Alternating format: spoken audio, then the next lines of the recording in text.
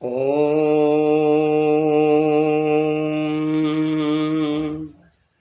लक्ष्मीनाथसमारम्भां नाथयामुनमध्यमाम् अस्मदाचार्यपर्यन्तां वन्दे गुरुपरम्पराम्। गुरुर्ब्रह्मा गुरुर्विष्णुः गुरुर्देवो महेश्वरः गुरुः साक्षात् परब्रह्मा तस्मै श्री गुरुवे नमः। श्रीमन्नारायण आकारण करुणापूर्णालय अखिल ब्रह्मांडाधिनायक भगवान श्रीमन्नारायण की कृपा से सत्संग घड़ी की दूसरी कड़ी में हम लोग आगे बढ़ रहे हैं। भाग 1 में हमने समझा कि मन को नियंत्रित करना क्यों जरूरी है, मन को पवित्र करना क्यों जरूरी है। उसी कड़ी को आगे बढ़ाते हुए हम सत्संग धारा में आगे बढ़े।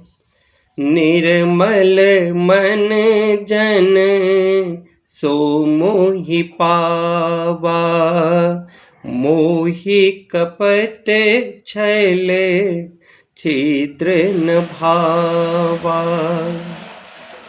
भगवान राजा रामचंद्र जी स्वयं अपने मुख से कहते हैं कि निर्मल मन जन सो मोहि पावा, निर्मल मन वाले मुझे प्राप्त कर पाते हैं। अतः आप सभी विज्ञजन समझ रहे होंगे कि मन को पवित्र करना क्यों जरूरी है।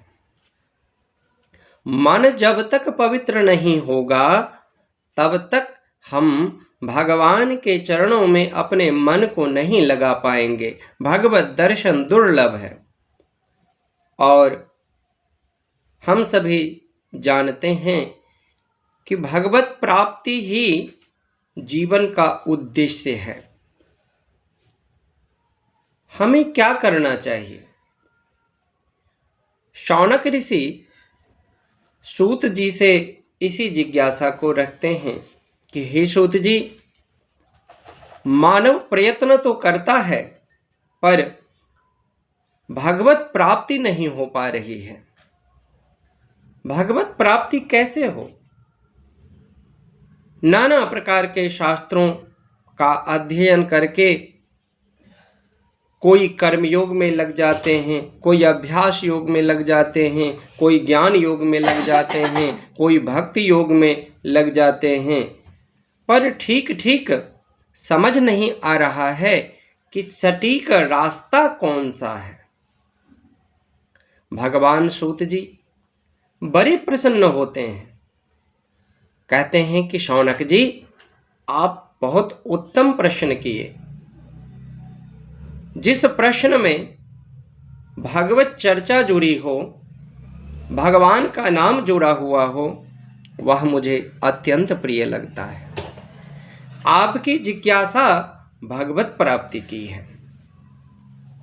ध्यान पूर्वक सुने।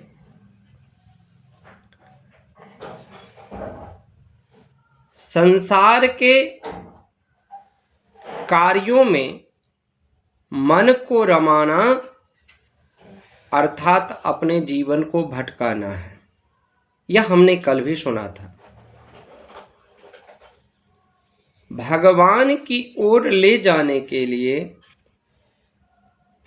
हम अपने मन की धाराओं को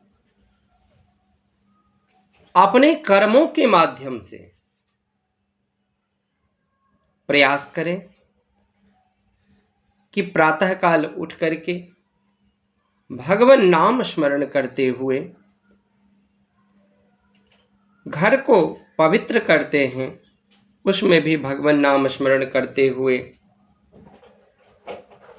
रसोई घर में प्रवेश करते हैं, भगवान नाम प्रवेश करते हुए, भगवान नाम लेते हुए, प्रसाद बनाते हैं भगवान नाम लेते हुए, और भगवान को भोग लगा करके तुलसी दल अर्पित करते हुए प्रसाद ग्रहण करें। भगवत आज्ञा से घर से बाहर निकलें और संध्या काल में घर आने के पश्चात हाथ पैर धोकर के पवित्र होकर एक दीपक धूप जला करके भगवान को कुछ भोग लगाते हुए कुछ नियम बना लें। पाठ का नियम हो, भगवान नाम का नियम हो, कुछ नियम बना लें, या धूप दीप ही दिखाने का नियम हो। भगवान के सामने बैठें जरूर। पश्चात रात्रि का प्रसाद भगवान को भोग लगाते हुए फिर ग्रहण करते हुए शयन करने से पूर्व भगवान नाम स्मरण करते हुए सोने के लिए जाएं। यह दिनचर्या जन्म जन्म के कर्मों की गांठ जो पड़ी हुई है वह छुड़ाने की है। कर्म के गांठ बड़े गहन हैं। जब तक नियमित भगवान नाम नहीं लिया जाए